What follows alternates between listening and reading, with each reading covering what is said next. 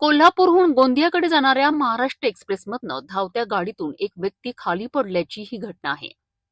60 वर्षीय चंद्रशेखर सखाराम पाटील हे मूळचे वर्ध्याचे आहेत आणि त्यांची धामणगाव तालुक्यात तरोडा येथे शेती आहे.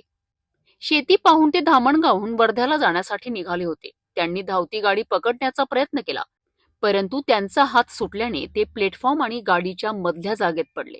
या अपघातात त्यांच्या हाताची 2 बोटे निकामी झालीत.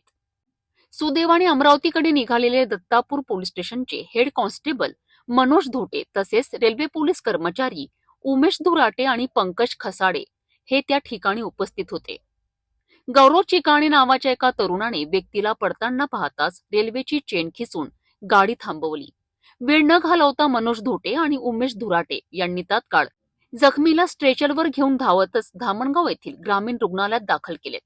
तिथे डॉक्टर थोरात यांनी त्यांच्यावर प्रथमोपचार केलेत आणि नंतर त्यांना सेवाग्राम येथे रेफर करण्यात आले. मनोज धोटे, उमेश धुराटे, पंकज खसाडे आणि गौरव चिकाणे यांच्या या तत्परतेमुळेच या व्यक्तीला वेळेवर उपचार मिळाले आणि त्यांचा जीव वाचला.